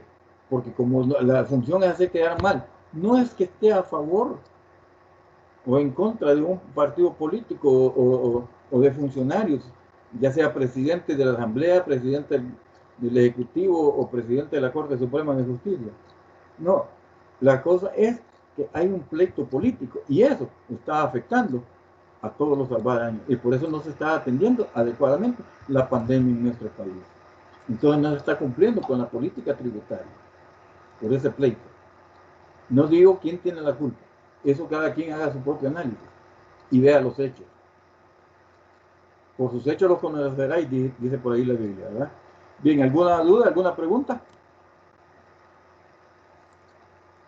¿No hay? La política tributaria en nuestro país descansa en dos pilares fundamentales, el impuesto del IVA y el de la renta, que entre los dos aportan el 85.7% del total de los ingresos tributarios en El Salvador. Estos están en relación a 2014, ¿verdad? Si alguien me quiere actualizar estos datos, no me molesta, le agradecería. O sea, que el 87.5% del total de impuestos que recibe el gobierno están en el IVA y en la renta. Y ya lo dijimos, el IVA lo pagamos al final los consumidores finales. Y la renta, que cuando el empresario va a vender el producto, le incluye lo que es la utilidad, y en la utilidad calcula qué renta le va a tocar pagar para incluirlo en el precio. O sea que al final también nosotros lo pagamos. O sea que nosotros, los consumidores finales, pagamos este 85.7% de impuestos que recibe el gobierno. Entonces, ¿cuánto es lo que pagan las empresas? Que al final se lo cargan al consumidor final. Entonces, aquí tenemos algunos impuestos, ¿verdad? El impuesto sobre la renta. Con este impuesto, las compañías y personas ven grabados los ingresos netos que obtienen. Eso es pero como dije, este impuesto la paga la empresa, ¿verdad? Lo hace efectivo la empresa, pero que se lo cargan al consumidor final, ya que las compañías ven grabados los ingresos netos que obtienen. La declaración se hace anualmente. Las personas jurídicas domiciliadas o no calculan su impuesto aplicando a su renta imponible una tasa del 25%, ¿verdad? Y aparte de que los trabajadores, la población, aparte de que paga el impuesto de la renta que le cargaron al precio del producto, pagamos por nuestros ingresos también esa renta. O sea que pagamos doble. Pagamos dos veces ese impuesto de la renta. Y los empresarios también, gracias, ¿verdad? Impuesto al consumo, o sea, el IVA. Este impuesto es conocido como impuesto al valor agregado, del cual hemos venido hablando. Responde a los siguientes criterios. La enajenación o arrendamiento de bienes, paga IVA. Prestación de servicios, paga IVA. Que al final, como he dicho, se lo cargan al precio, ¿verdad?, del servicio o del bien. Y operaciones de importación o exportación. Que esto, los importadores o exportadores, se lo cargan al consumidor final a través de la escala de distribución. El periodo impositivo es de un mes, o sea que cada mes ellos tienen que estar haciendo esa declaración. Para las empresas se descuenta del débito fiscal, el correspondiente crédito fiscal, o sea, lo que ellos pagan de IVA se lo descuentan del crédito fiscal en la adquisición de los bienes y servicios. O sea, el impuesto que ellos pagan se lo deducen de lo que tienen que pagar. O sea que es el consumidor final quien lo paga la tasa del 3%. No sé si tienen alguna duda, alguna pregunta. Esta presentación se la voy a subir al aula virtual, ¿oye? Lo mismo el video de este día. ¿No hay dudas? ¿No hay preguntas? Yo solo tengo un aporte para un ejemplo claro donde podemos ver materializado eso que ustedes nos dicen, cómo se traslada al bolsillo del consumidor. ¿Hola? ¿Me escucha? Sí, sí, estoy escuchando. O sea, se traslada al bolsillo del consumidor un impuesto, una contribución. Por ejemplo, la contribución especial para la seguridad que se aplica a las telecomunicaciones es del 5%. La contribución especial a la seguridad a las telecomunicaciones es del 5% que se aplica pues a los que tenemos televisión por cable, telefonía, internet, pero por ejemplo eso se dijo que era para las compañías, que las empresas son las que iban a aportar ese dinero, pero cada vez que usted hace una recarga o pagamos nuestro recibo, ¿a quién le cargaron ese 5%? ¿O a quién le cargan ese 5%? ¿Lo pagan las empresas o lo pagamos los consumidores? Ese es un ejemplo claro de cómo se traslada nada más un impuesto al consumidor final y no digamos, en este caso, a quien iba dirigido inicialmente, o el espíritu de la ley iba dirigido pues a las empresas. Tiene en silencio, profesor.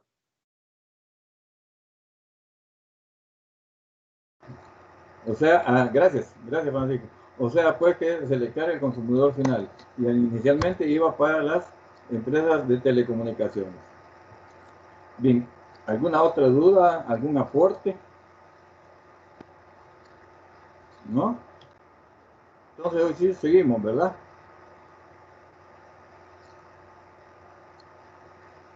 Otros impuestos, impuesto selectivo al consumo. O sea, hay algunos productos que tienen un impuesto selectivo. Por ejemplo, el impuesto a la cerveza y a las gaseosas y a las otras bebidas no carbonatadas. Esos impuestos que solamente lo paga ese tipo de productos. Las transferencias de propiedades también, ¿verdad? O sea, si ustedes me quieren regalar una casita, solo el hecho de que traspasármela a mi nombre, eso requiere un pago de impuestos. A las importaciones también, ¿verdad? Y como digo, cuando hablamos de importaciones, pagan un impuesto por la importación, pero ese impuesto se lo cargan a la venta del producto. O sea, el importador le trae su producto a un precio, para ingresar al país paga un impuesto. Ese impuesto se lo cargan ya al momento en que este importador se lo va a trasladar al distribuidor mayoritario, ¿verdad? Está el impuesto a migración y turismo. Aquí es muy poco relativamente, ¿verdad? Más ahora con la pandemia, el turismo prácticamente ha decaído, casi en un 60-70%, si mal no recuerdo. El impuesto a operaciones financieras. O sea, si por determinado monto que yo tenga en el banco, tengo que pagar impuestos. Si yo, por ejemplo, hoy con el uso de las transacciones en línea, si yo quiero pagar la luz, eso es una operación financiera, por eso me cobran un impuesto, ¿verdad? ¿Y quién no me lo cobra? El banco de una vez. Y el impuesto al fogueal, que es el que estaba mencionando el compañero hace un momento, ¿verdad? De que se carga la gasolina. O sea, que todos los que usamos uso de vehículos, pagamos el impuesto cada vez que, y el impuesto que pagan los buses, ¿verdad? Que también lo pagan a la compra de gasolina. No sé si tienen alguna duda, alguna otra pregunta, algún comentario.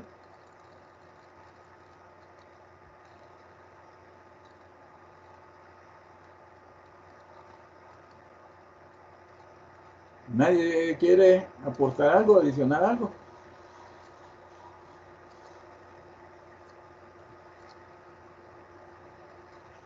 O sea... Le digo una pregunta. Ajá, dime, Ruth. Que usted estaba mencionando que las transferencias de propiedades incurrían en un impuesto. Sí, así es. El impuesto de este proceso. O sea que cuando el abogado te hace la escritura de traspaso, te dice que tienes que pagar el impuesto. ¿Cuánto se paga? Eso depende del valor del inmueble que se traspase. Ya. Gracias, Lee. Ok, Creo, excelente. Por el 3%, que creo que es ahí hay un monto específico, también, o un techo, digamos, y a partir de ahí se comienza a pasar ese impuesto. Pero ¿saben qué? ¿Perdón? Creo que es el 3%. 3%. Pero para eludir o evadir ese impuesto de transferencia, ¿saben cuál es la estrategia que utilizan los empresarios para no pagarlo?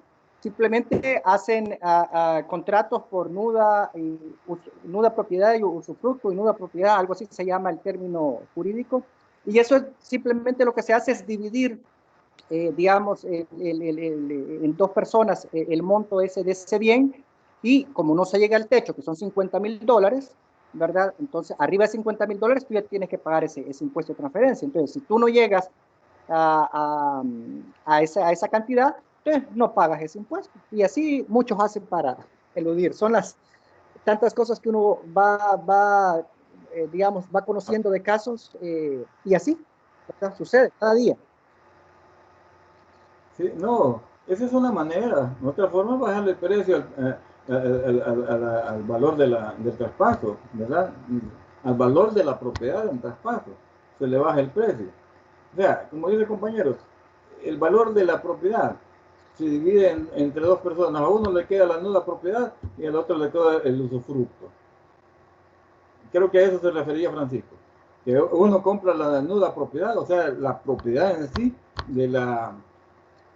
del bien inmueble, y el otro compra el usufructo.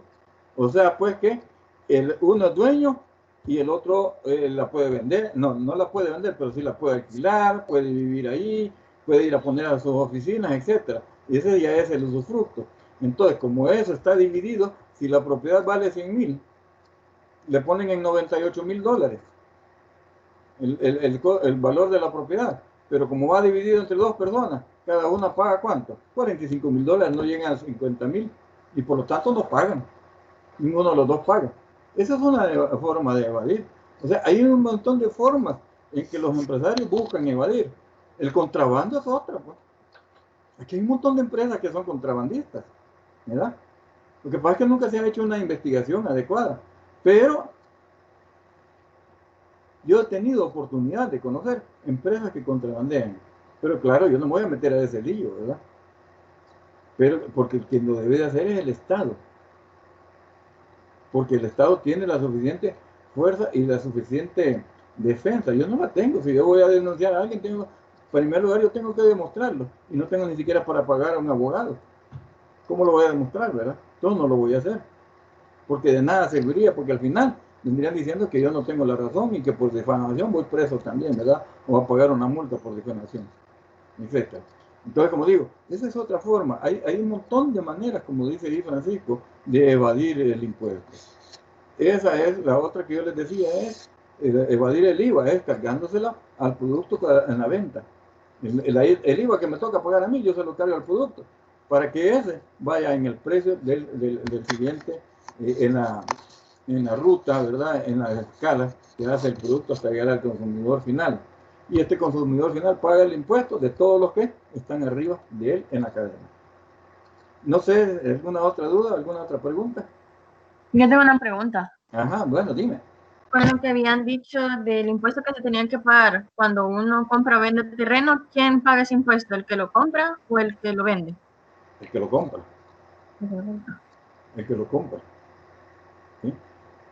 Gracias. Por lo general así es, el que lo compra, ¿verdad? Lo lógico debería ser de que vayan mitimita, ¿verdad? Pero no. Aquí la costumbre es que lo compra, porque ella siempre dice, mire, yo se lo vendo, pero usted paga el impuesto de traspaso, ¿verdad? Y como negociamos muchas veces, mire, el salvadoreño es bien negociador. Aquí ustedes vayan a comprar cualquier cosa, a cualquier parte. Bueno, yo recuerdo una vez, me acuerdo, que yo había ahorrado unos centavos para comprarle a mi hijo su triciclo, ¿verdad? Yo empezaba mi camino por la vida. Había ahorrado para comprarle su triciclo. Entonces llegué, me acuerdo yo, yo no sé si existe todavía, a un almacén que se llamaba La Milagrosa. Y llegué y vi que no me alcanzaba todavía para comprarle el triciclo a mi hijo, lo que había logrado ahorrar. Me impuse una cuota de ahorro, ahorrar 5 colones mensuales de mi sueldo para comprar, perdón, quincenales de mi sueldo para reunir lo que valía el triciclo. Llegué allá y no alcanzaba. Entonces, ¿qué fue lo que hice yo? Negociar. Y supuestamente era un almacén que no aceptaba, era precio fijo. ¿Verdad? Lo que hice fue negociar, le pregunté a la vendedora, no, mire, los precios son fijos, me cuenta no. Y la dueña no. Yo lo quiero llevar, pero quiero hablar con la dueña antes de llevarlo. Y me pasaron con la dueña. Y yo lo que le dije, mire, esto es lo que tengo. Y le enseñé el dinero que tenía. Si me lo dan, esto es para mi hijo, le digo. Si usted no me lo dan, no me da la rebaja, yo no lo puedo comprar y mi hijo va a tener que aguantarse más. Y quizás cuando yo alcance a reunir ese dinero, ya él no va a necesitar triciclo, sino que bicicleta. Entonces usted deja de vender y yo dejo de darle el juguete a mi hijo. Entonces algo le compadeció quizás a la señora, que no era mala gente, ¿verdad? La percibía así, que no era mala gente, y descendió. Negocié, y aquí estamos acostumbrados. O sea, le negociamos hasta las pobres señoras que venden en los mercados, ¿no? ¿A cómo da esta sandilla?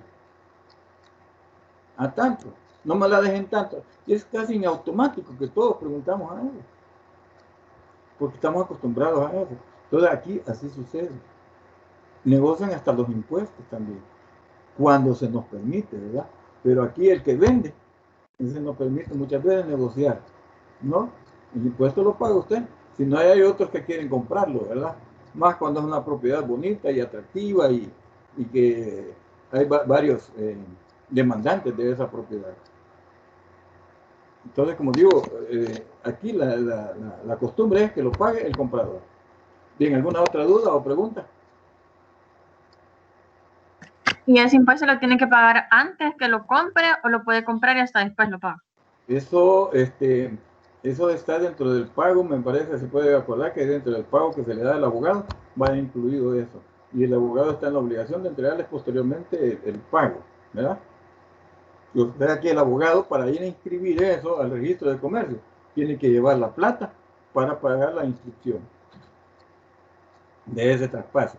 Entonces, por lo tanto, hay que darle el dinero al abogado. Cuando el abogado ya la ha inscrito y que ya se las da a ustedes, ya inscrita, eso significa que el impuesto ya lo pagó. Bien, ¿alguna otra duda? ¿Pregunta?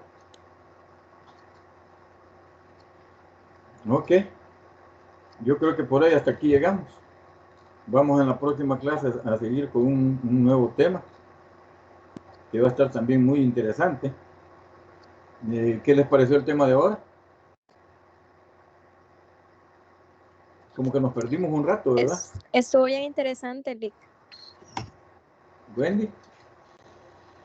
Le comentaba que estuvo bien interesante. No bien. sé si será posible de que en la próxima clase nos explique un poco de cómo se calcula lo de la renta, porque estaba viendo que en el artículo 37 de la ley del impuesto sobre la renta está lo del tramo 1, tramo 2, tramo 3 y tramo 4. Fíjate que eso no podría entrar en detalle porque eso es bastante entretenido y no me lo pide el programa. En primer lugar, al financiero lo que le gusta es tener el dato de cuánto se va a pagar de renta. Eso es lo que tiene que saber el financista. Y eso, para eso, casi todas las empresas tienen un contador. Y es el contador el que se encarga de calcular ese impuesto. Ellos son los especialistas para hacerlo, los contadores. Y algunos auditores externos, ¿verdad? O privados, llamémosle así, ¿verdad? Que se dedican solamente a la profesión de esa, también se especializan en hacer declaraciones de renta. Pero eso es un proceso largo, ¿verdad? Porque involucra aspectos contables. Por eso creo yo que no pudiera entrar yo ahí. Pero sí en la ley ahí se establece el mecanismo para hacer el cálculo. Bien, ¿alguna otra duda? ¿Tú, Francisca, ibas a decir algo también? ¿Algo más, Francisco? Sí, fíjese que con el tema que lo que preguntaba el compañero, creo que Jonathan, fue sobre el de obligar a las empresas.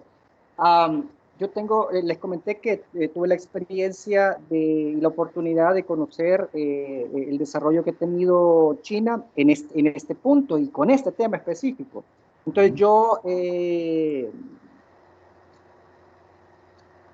tengo a la mano un material audiovisual que hice precisamente explicando esta parte y cómo una provincia logró erradicar, no estamos hablando de disminuir, erradicar la pobreza extrema y la pobreza relativa, pobreza en general, con lo que hemos estado hablando ahora, ¿verdad? Obligar a las empresas a reinvertir sus utilidades localmente.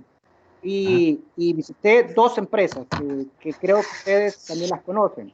Huawei, que es la empresa de telecomunicaciones, y Alibaba. Entonces, que tiene ahora más de 1 millón de empleados en su compañía. Entonces, así que tengo a disposición ese material. No sé si se lo podría mandar a usted, profesor. Dura como unos 7 u 8 minutos, creo. ¿Me lo pueden mandar, por favor?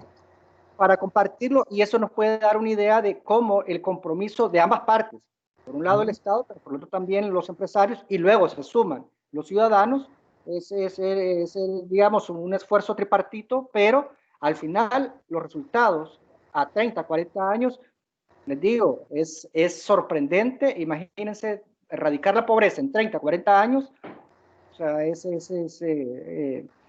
algo que nos debe servir a nosotros como una idea, ¿verdad? De qué efectivo puede ser, pues, ciertos ajustes, y no todo obligación puede verse al final como coartar libertades o que se signifiquen abusos. Todo depende de los objetivos. Ajá. Mandámelo, Francisco, ¿verdad? Y yo lo voy a analizar para ver si es factible o no publicarlo, ¿verdad? En el aula virtual. Aunque les digo, sí, tú conoces el caso pues de China, pero también podemos poner el ejemplo de Japón. ¿Cómo quedó Japón en 1944? Cuando estallaron 2 bombas atómicas ahí, en Hiroshima y Nagasaki. Las bombas atómicas que le llegaron a regalar ahí a ellos, a su propia casa. ¿Cómo quedó China? Quedó destruida totalmente, ¿verdad? Casi desaparece del mapa Japón. ¿Quién es Japón ahora? ¿Quién es Japón ahora? ¿Verdad? O sea, no solo es China, solo por el hecho de que tenga un sistema comunista, de que vamos a ponerlo como ejemplo. Ahí tenemos Japón, ¿no? Japón es un país 100% capitalista, pero ¿qué es lo que sucedió? Que ellos tuvieron una visión de nación, una visión futura de nación, y planificaron el desarrollo de su nación. Y después de que Japón había quedado destruida, después de que Japón no valía nada en el mundo, está entre las primeras potencias económicas del mundo en la actualidad. ¿Pero por qué lograron eso? ¿Y por qué no lo podemos hacer nosotros?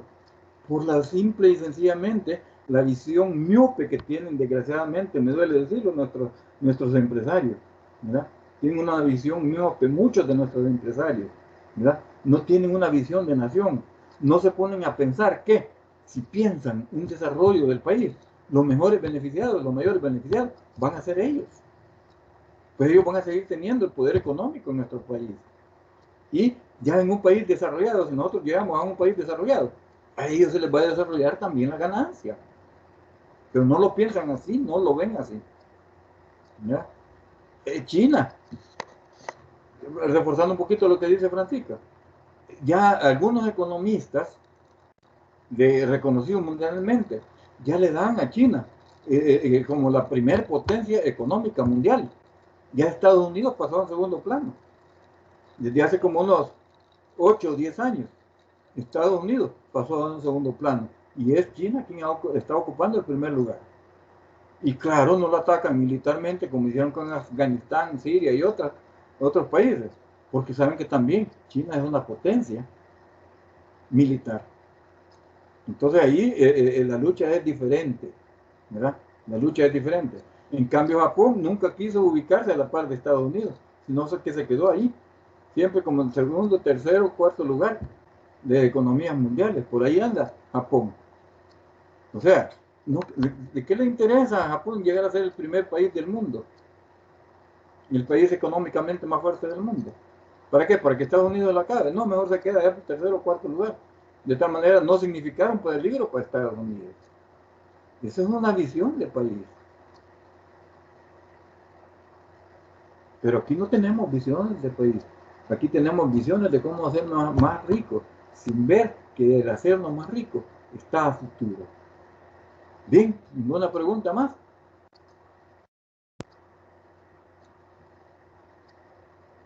Ok.